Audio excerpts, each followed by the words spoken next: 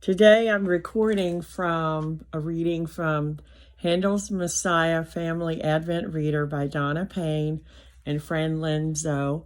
And this is week 2, day 5, or Thursday. Who were they? For behold, darkness shall cover the earth, and gross darkness the people. But the Lord shall arise upon thee, and his glory shall be seen upon thee. And the Gentiles shall come to thy light, and kings to the brightness of thy rising. And that's from Isaiah chapter 60, verses 2 through 3. The cathedral is massive and intricate, one of the largest in all of Europe, rising above the Rhine River in Cologne, Germany. Its twin towers seem to soar to the sky. The stained glass windows, decorations, and carvings seem without end. Inside, behind glass on the high altar, stands a gigantic and magnificent casket, itself shaped like a cathedral, decorated with Bible scenes and covered with gold, silver, and jewels. The casket is the reason the cathedral was built. It is said that this box holds the bones of the Magi, the wise men who brought gifts to the child Jesus in Bethlehem. In 1164, King Frederick Barbarossa of Germany stole the bones from Milan, Italy, and brought them to Cologne. Where these relics of the Magi were before Italy is a mystery, but the Cologne Cathedral has a story about them.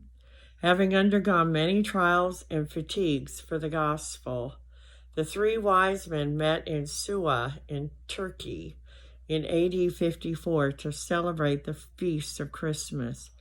Thereupon, after the celebration of Mass, they died. Saint Melchior on January the 1st, age 116, Saint Balthazar on January 6th, age 112, and Saint Gaspar on January 11, age 109.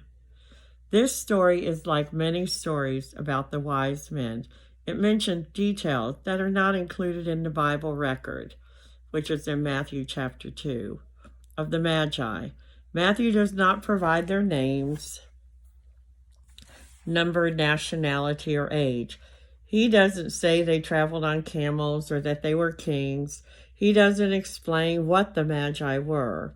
And despite what we see on Christmas cards and in crash displays, the Bible does not picture the wise men and shepherds gathered together in a stable. Instead, Matthew says the Magi found Jesus and his family in a house. They probably came several months after the shepherds did. Jesus was probably a toddler at the time, since King Herod tried to kill him by ordering the deaths of boys who were 2 years and under, in accordance with the time he had learned from the Magi in verse 16 of Matthew chapter 2. We are so used to calling them the three wise men that it's hard to imagine that there might have been more or fewer than that. In earlier centuries, pictures and drawings include 2, 4, 8, 12, or 14 Magi. Over time, 3 gifts, 3 Magi became the most popular versions. Around 600 years after Christ's birth, Western Christians were calling the 3 wise men Melchior, Gaspar, and Balthazar. One early historian described Melchior as an old, white-haired old man with a long beard, Gaspar as a young and reddish with no beard, and Balthazar as black with a heavy beard. In the East, the Magi were given various other names, including Yazdegerd, Carsudos, and Bethisaria. What were these Magi from the East? And where in the East did they come from? The earliest Christian writers thought they were from Arabia because the gifts they brought were produced in that area. Most likely, the Magi who met Jesus were from Persia or Babylon, which are modern-day Iran and Iraq. The Magi could have been priestly philosophers or thinkers, followers of Zoroaster, the founder of an ancient Persian religion. The prophet Daniel knew such Magi. They were the wise men of the Babylonian kingdom who tried to interpret their king's dreams. Bible translators have called the group who visited Jesus by different names, including magi, magicians, astrologers, or wise men. They were probably all of these things. They may have practiced the science or magic of the day. They were educated. They studied the stars, and they were wealthy. Here's one picture portrait of them.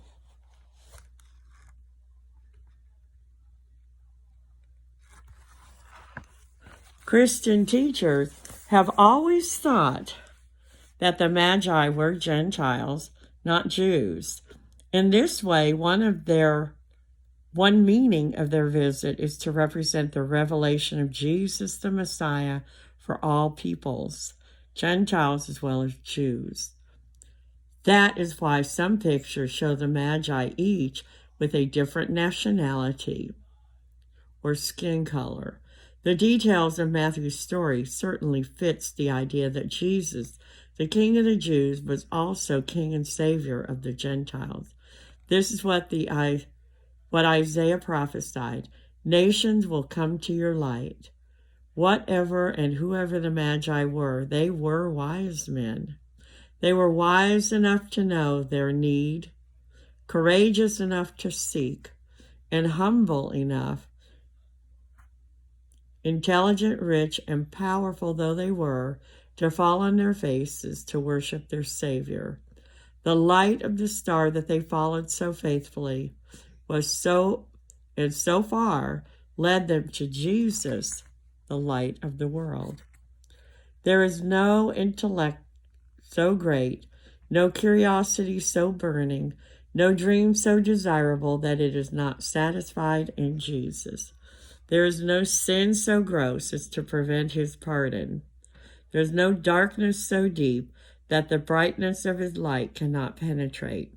Follow in the steps of the wise men and find your satisfaction and salvation. And here's another picture.